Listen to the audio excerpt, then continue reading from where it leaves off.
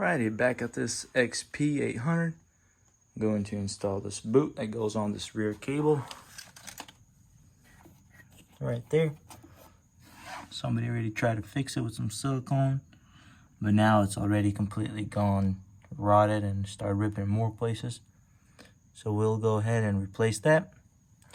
I'm guessing the speedometer sensor has been deleted and something else. So we'll go ahead and fix all that. And these are the clamps that hold the boot now.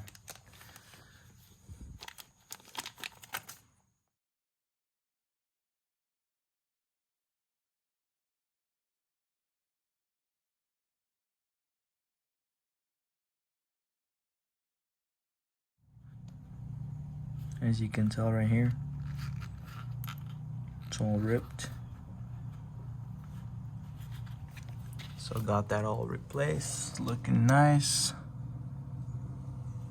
Alrighty, going on to the next one. Trying to press in the wear ring on the pump impeller. Alrighty, so we're getting ready to install the wear ring. I have it set up on pieces of wood blocks because the pointy cone is on the other side. So there's a flat side, goes down to the bottom surface, and as you can tell, this one has like grooves and then a radius on the inside, and then there's an internal groove right here. And this is a SBT kit part number if anybody wants one, and it comes with a little gasket thing. Alrighty, so let's go ahead and install it. What I'm gonna use is, I'm gonna use a block and I'm gonna hammer it in there. Alrighty. Alrighty, got it all nice and smooth in there. Rotates pretty good. So now what we're waiting is on the seal that's going on there. Hasn't come in yet. Contacted Scat Track. So it should be coming in soon. Once it comes in, this is going straight back on that pump. And I'm gonna blow out all these holes because I noticed there's some dirt. Blow out the holes over there. Make sure everything's clean. And then start getting ready to mount this thing up. So I still gotta fix up the fuel lines, have it all straight connected the right way, the proper way. And we'll get that done. While I'm at it, might as well go ahead and replace the drain plug. So that's what I purchased. So I'm gonna try to install it.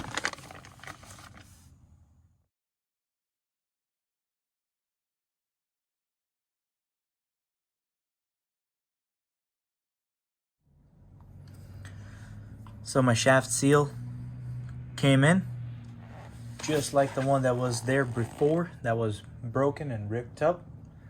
So now we just gotta push this thing in here. Just like that.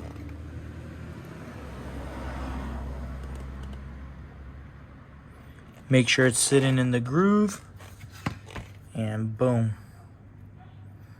Now I need to lube all this up right here so that way it doesn't tear the seal.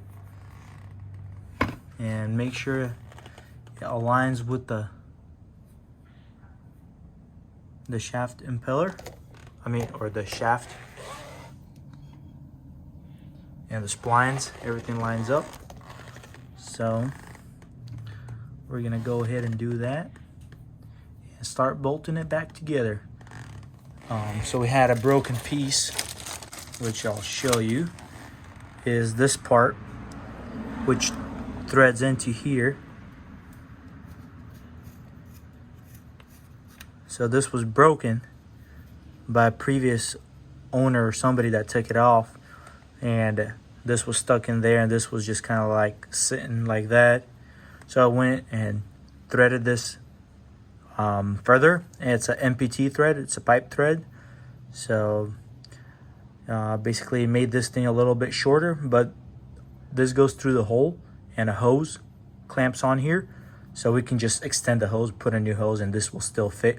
So we fix this. We'll put this back together, and that should be good to go. Then we'll have to put a bunch of silicone and clean everything up. On top of that, we'll have to seal all this up too. And we blew all the holes out, and everything's clean and ready to go. And everything else is pretty much ready to go. So I'm gonna start bolting this whole section up and hopefully get the rear pump and everything all finished up today. Alrighty. So now we're gonna go ahead and clean this surface around and with acetone, and then we're gonna install this spring seal, so that way the pump can go up against it. So let's get to it.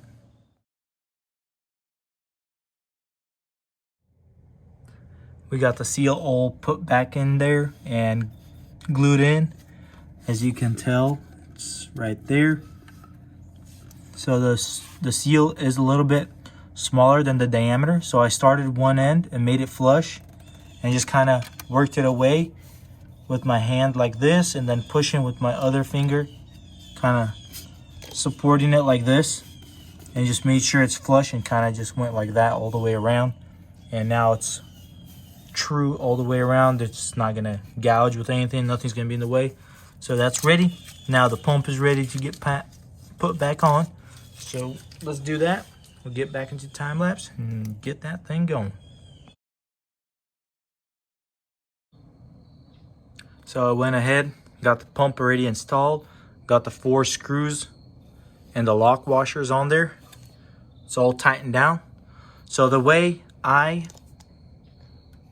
lined up the impeller with the shaft that goes inside there, so you can see I jacked it up, and I had the ability to reach in there and get a hold of the shaft with my hand, and then I was able to slide a screwdriver into here and lightly press it, was able to move it up or down, and basically aligned really easily and didn't take long at all.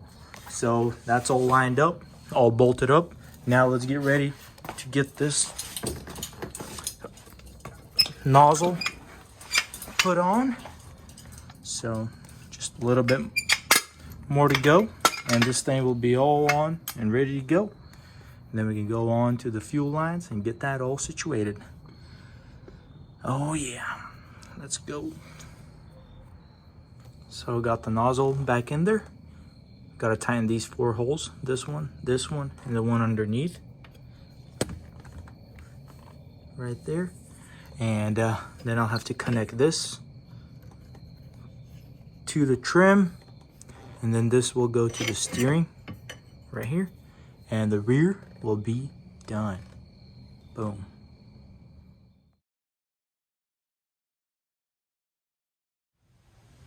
Alrighty, got the whole pump packed together. Everything's moving nice and smooth. Greased everything up. Looking fire. Everything's good to go. Put the oil, fresh oil in the pump, and should be good to go. Super pumped. Hey guys, so here we are back with the Sea-Doo, trying to get it all put back together. As you can tell, I got most of the fuel lines and everything replaced. Got away from all the gray fuel lines. Got rid of the prime kit. I'm not gonna use that because this jet ski, I hear they run easily without the fuel lines.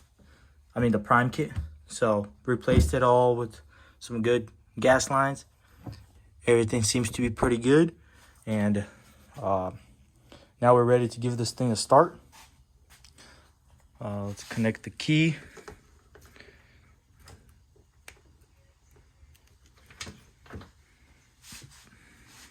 I already primed the system, put fuel into the lines and into the bowl, the water separator.